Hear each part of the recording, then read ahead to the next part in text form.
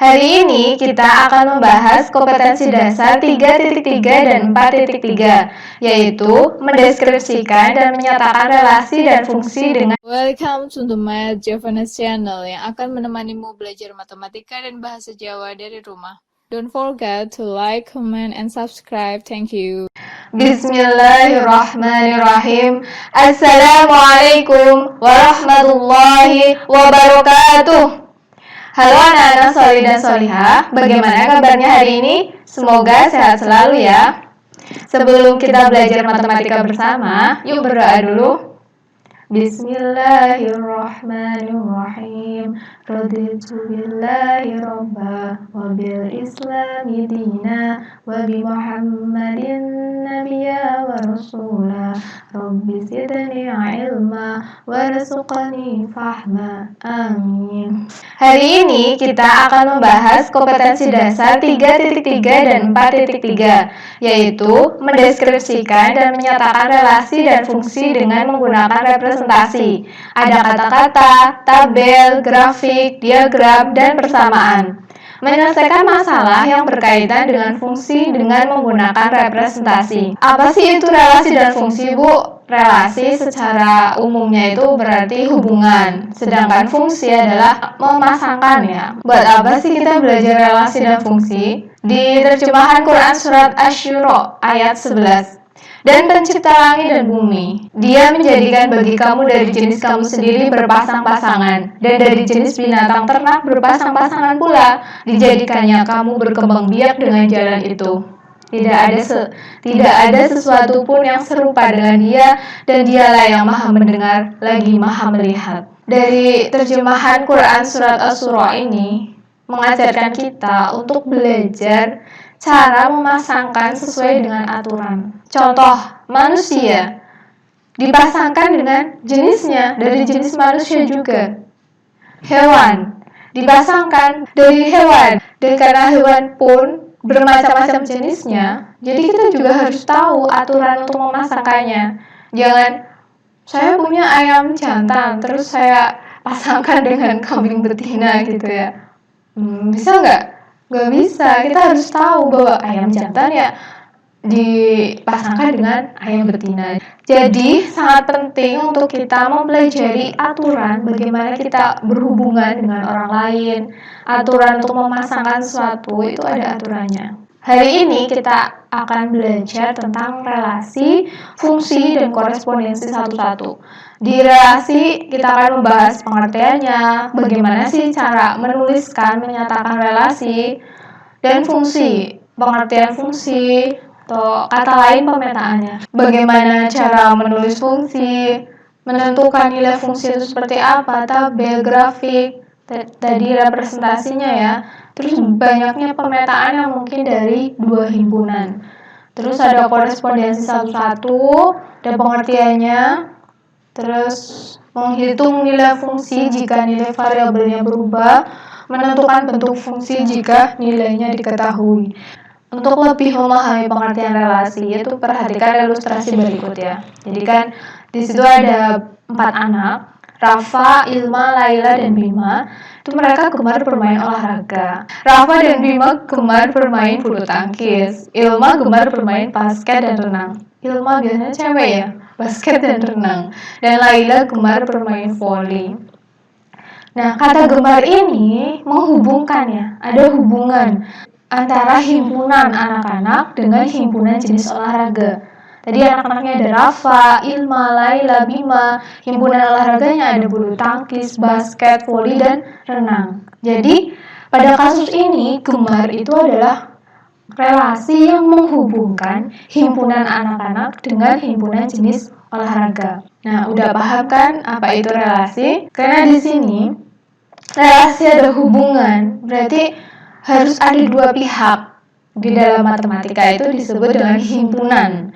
Himpunan, ada dua himpunan, harus ada dua himpunan, yaitu biasa kita sebut dengan himpunan A dan himpunan B. Jadi, relasi dari himpunan A ke himpunan B adalah sebuah aturan yang menghubungkan anggota-anggota di himpunan A dengan anggota-anggota di himpunan B. Nah, bagaimana cara kita untuk menyatakan relasi dua himpunan. Kalau tadi ada himpunan A, yaitu himpunan anak-anak, dan himpunan B, himpunan olahraga. Itu gimana cara kita menulisnya? Tadi di dalam kompetensi dasar itu ada 5. Ada kata-kata, ada tabel, grafik, diagram, sama persamaan. Tapi di sini bukan mencontohkan 3.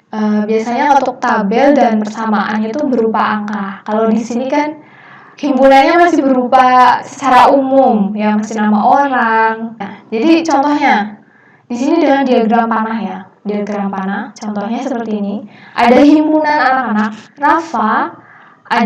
Rafa, Ilma, Laila, Bima. Perlu diperhatikan cara menuliskan himpunan bahwa di sini harus ada titik ya. Nih titik ini ya. Titik ada Rafa, titik ini mewakili Ilma, titik ini mewakili Laila, titik ini mewakili Bima. Terus di sini ada himpunan olahraga. Di sini juga harus ada titiknya ya, harus ada titiknya. Nah, tadi apa? Rafa sukanya bulu tangkis, Ilma yang tadi ibu biasanya cewek ya, itu suka basket sama renang. Terus Laila suka voli, Bima suka bulu tangkis. Nah, seperti ini ya cara menyatakan hubungan, menyatakan relasi dipakai garis panah. Gitu. Yang kedua adalah dengan pasangan berurutan atau dengan kata-kata ya, kata-kata. Jadi bisa, nah kalau dengan menggunakan kata-kata, di sini kita menggunakan 2 tanda kurung, yaitu kurung kurawal dan kurung biasa. Jadi untuk kurung kurawal itu menyatakan himpunan, sedangkan kurung biasa itu menyatakan pasangan antara anggota himpunan A dengan anggota himpunan B. Berarti yang pertama dari A itu ada Rafa, kemudian dari B ada bulu tangkis dipasangkan, terus dikurung ya, kemudian menggunakan kurung biasa. Ini menandakan pasangan ya, Rafa dengan bulu tangkis, Ilma dengan basket. Ilmanya ada 2, berarti kita tulis lagi Ilma dengan renang, Laila dengan voli, Bima dengan bulu tangkis gitu. Nah yang ketiga itu dengan diagram kartesius ya, diagram. Jadi ini karena kalau diagram kartesius kan kita biasanya menggunakan angka ya, X dengan Y, tapi ini bisa di sini X-nya itu ada Rafa, Ilma, Laila, Bima, sedangkan Y-nya ada olahraga, renang, voli, basket, bulu tangkis gitu. Terus kita pasangkan Rafa ke bulu tangkis, Ilma ada 2, ada renang, ada basket, Laila ada voli, terus Bima ada bulu tangkis. Setelah kita memahami hubungan ya, cara apa itu relasi ya, itu masih secara umum ya. Berarti satu anak itu masih boleh berhubungan dengan 2 olahraga gitu ya. Boleh suka makan, misal ada himpunan anak, ada himpunan makanan kesukaan, itu boleh suka mie ayam, suka bakso, suka soto, itu masih boleh. Dan di sini kita akan belajar tentang adanya sebuah aturan baru ya. Ya, itu namanya fungsi atau pemetaan atau dipasangkan. Dan dipasangkan ini ada sebuah aturannya. Yaitu kita lihat dulu pengertian fungsi itu apa. Fungsi atau pemetaan dari himpunan A ke himpunan B adalah jenis relasi, tapi ini khusus ya, yang memasangkan setiap anggota himpunan A dengan tepat satu anggota himpunan B. Satu aja. Berarti tadi itu yang contoh tadi itu bukan fungsi, karena tadi ada Ilma, dia suka renang sama dia suka basket sama suka renang. Berarti itu bukan fungsi. Ini cukup satu ya. Anggota himpunan A itu cukup satu dengan tepat satu anggota himpunan B. Jadi pasangannya satu-satu aja. Itu namanya fungsi. Nah, contohnya seperti ini. Dari himpunan A itu ada 1, ada 2, ada 3. Himpunan B itu punya satu anggota saja. Himpunan B punya satu anggota saja, yaitu A. 1 itu berpasangan dengan A. Jadi pasangannya cuma 1. 2 berpasangan dengan A. Pasangannya cuma 1. 3 berpasangan dengan A. Pasangannya cuma 1. Oh, boleh ya Bu? Iya. Di sini yang harus tepat 1 itu dari himpunan A-nya ya. Jadi kalau B itu, kalau ini kan beda lagi ya. Ini kan kalau panah itu berarti dari A ke B. Oh, Jangan ketukar ya, jangan ketukar, bukan B-nya yang harus satu-satu, tapi A-nya yang harus punya satu panah aja. Terus contoh kayak gini. Ini dari himpunan A itu ada anggotanya tuh A, B, C, D. Himpunan B anggotanya ada 3. 1, 2, 3. A dipasangkan ke 1, B dipasangkan ke 2, C dipasangkan ke 1, D dipasangkan ke 3. Ini namanya fungsi, contoh fungsi ya. Karena anggota himpunan A itu punya pasangan 1, tepat 1 ya, 1 aja. Kalau B boleh 2, boleh. Yang di sini aturannya cuma dari himpunan A, dari himpunan asal ya, asal. Kemudian di sini contoh yang ketiga itu himpunan A itu punya 3 anggota, A, B, C, D, A, B, C. Himpunan B ada 1, 2, 3. A dipasangkan ke 2, B dipasangkan ke 3, C dipasangkan ke 1. Itu masuknya ke dalam fungsi.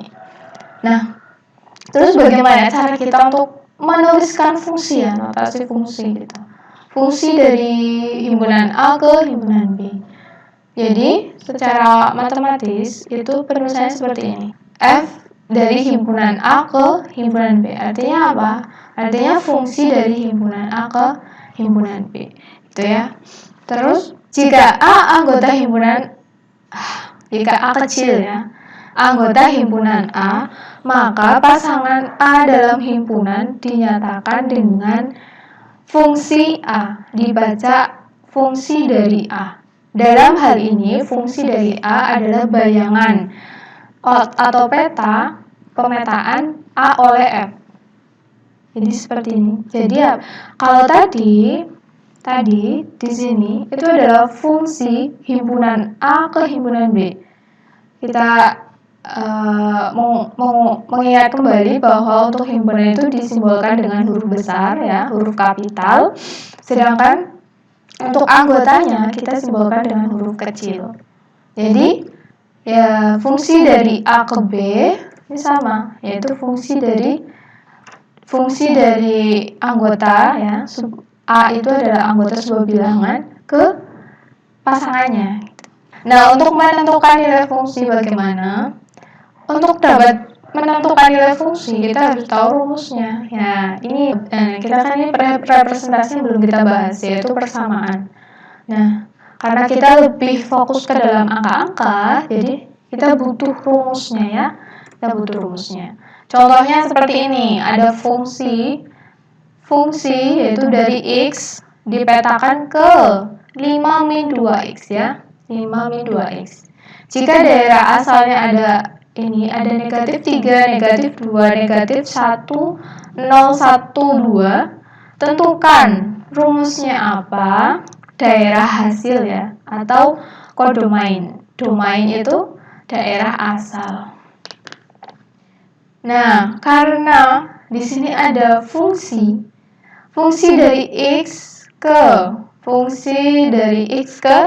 5 min 2X, maka rumusnya adalah Fx sama dengan 5 min 2X. Ya, ini namanya persamaan fungsi. Cara menulis fungsi yang dengan cara persamaan. Karena daerah asalnya domainnya adalah ada 6, yaitu negatif 3, negatif 2, negatif 1, 0, 1, 2. Dengan rumusnya seperti ini, maka kita memasangkan ya, mengganti X-nya dengan negatif 3, mengganti X dengan negatif 2, mengganti X dengan negatif 1. Contohnya seperti ini. Tadi 5 min 2X. Jika 3, maka menjadi 5 min 2 kali 3. Ini kan 2X itu berarti 2 kali X.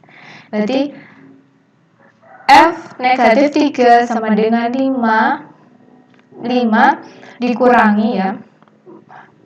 Di sini Fx sama dengan 5 dikurangi 2X. Artinya 5 dikurangi 2 kali X.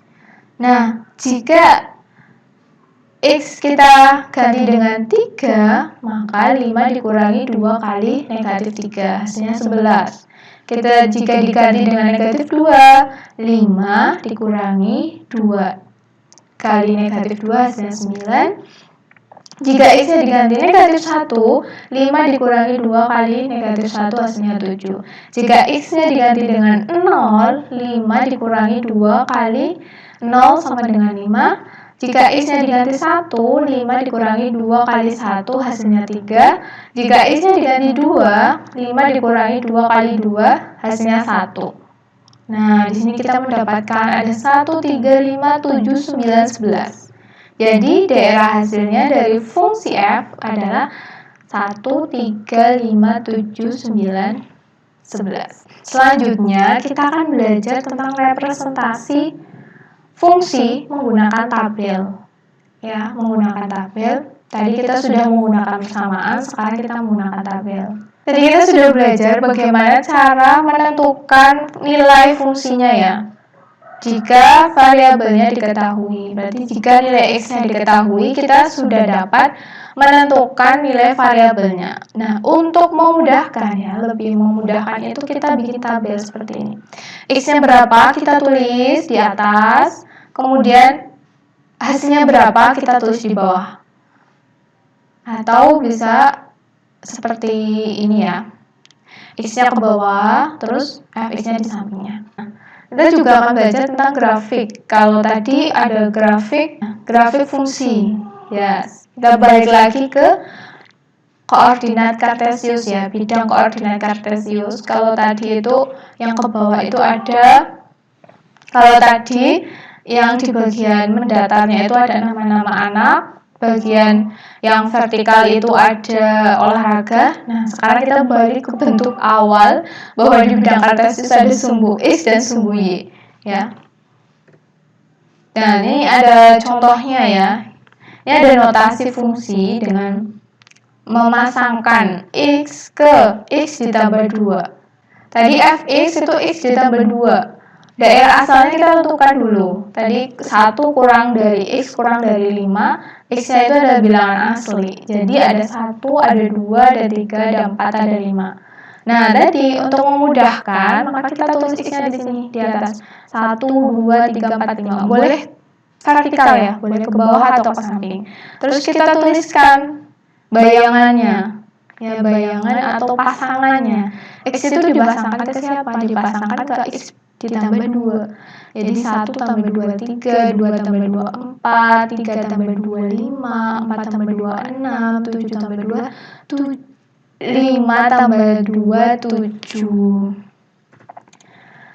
Dari tabel di atas diperoleh himpunan pasangan berurutan. Nah, tadi 1 dipasangkan ke 3, 2 dipasangkan ke 4, 3 dipasangkan ke 5, 4 dipasangkan ke 6, 5 dipasangkan ke 7. Grafik dari fungsi tersebut dalam diagram kartesius bagaimana? Ya, seperti ini. Jadi ada yang sumbu X-nya itu ada 1, 2, 3, 4, 5. Terus ke atasnya ada 1, 2, 3, 4, 5, 6, 7, 8. 1 tadi dipasangkan ke 3, 2 dipasangkan ke 4, 3 dipasangkan ke 5, 4 dipasangkan ke 6, 5 dipasangkan ke 7. Boleh nggak kita pakai garis lurus? Kalau mau dijadikan garis lurus seperti ini ya. Kalau mau dijadikan garis lurus seperti ini. Ya, jadi ada titik-titik ya. Titik-titik mewakili relasi, mewakili hubungan. Kita ambil garis lurus. Nah, ternyata relasi tadi membentuk garis lurus. Bentuk garis lurus. Dan mungkin nanti selama kita mengerjakan tugas, selama kita latihan, akan menemukan bentuk dari fungsi. Jika tadi yang kita pelajari itu bentuknya adalah linear, garis lurus ya. Nanti kita ada konstan. Konstan itu yang sejajar dengan sumbu Y. Ada fungsi kuadrat yang melengkung gitu. Jadi sudah paham ya bahwa bentuknya itu hanya ada 3 ya, yaitu fungsi konstan itu sejajar dengan sumbu X, fungsi linear berupa garis lurus, dan fungsi kuadrat itu berupa garis lengkung. Misal kita itu mempunyai 2 himpunan, yaitu himpunan A dan himpunan B. Kira-kira ada berapa banyak fungsi yang mungkin gitu, yang mungkin dari himpunan A ke himpunan B. Maksudnya apa Bu? Ya, bahwa untuk pemetaan itu kan banyak. Misal di himpunan A anggotanya ada A, B, C. Terus himpunan B ada 1, 2, 3. A dipasangkan ke 1, B dipasangkan ke 2, C dipasangkan ke 3. Itu satu fungsi, satu pemetaan. Kemudian yang kedua, bisa juga A dipasangkan ke 2, B dipasangkan ke 1, C dipasangkan ke 3. Itu udah 2 pemetaan, ada 2 fungsi. Ya kan? Nah, kira-kira kita akan belajar tentang ilmu perkiraannya, penaksirannya. Kira-kira ada berapa jika ada berapa pemetaan jika diketahui anggota dari 2 himpunan tersebut. Misalnya di sini ada rumusnya, yaitu dari A ke B itu dengan rumus B pangkat A. Dari B ke A itu rumusnya A ke A pangkat B. Contohnya seperti ini. Tentukan banyak pemetaan yang mungkin dari 2 himpunan berikut. Ini ada 3 soal. Yang pertama, ada himpunan P dan himpunan Q. P itu anggotanya ada 3, Q anggotanya ada 4. Dari P itu ada 1, 3, 5, Q ada 4, anggotanya A, B, C, D. Kemudian yang kedua, dari himpunan A. A di mana A itu adalah himpunan bilangan X, di mana X kurang dari 6, X itu bilangan ganjil. Ke himpunan B, B itu anggotanya ada A, I, U, E, O. Tuh. Terus dari himpunan K ke himpunan L, di mana K adalah himpunan bilangan kelipatan 4 kurang dari 15 dan L adalah himpunan bilangan faktor dari 8. Nah, untuk memperkirakan, untuk menentukan berapa banyak pemetaan yang mungkin dari 2 himpunan, kita harus menentukan banyaknya anggota. Seperti tadi, himpunan P itu ada 1, 2, 3, itu berarti anggotanya ada 3. Himpunan Q ada A, B, C, D, berarti anggotanya 4. Jadi, banyak pemetaan dari P ke Q adalah 4 pangkat 3. Dibalik dulu ya, Q-nya dulu. Q-nya berapa? 4, P-nya berapa? 3, berarti 4 pangkat 3. A-nya 3, anggota himpunan A-nya 3, anggota himpunan B-nya 4. Jadi banyak pemetaan dari A ke B itu adalah 4 pangkat 3. Ini juga sama ternyata. Banyaknya anggota himpunan K itu ada 3, banyaknya anggota himpunan Q ada 4, jadi banyak pemetaan dari K ke Q adalah 4 pangkat 3.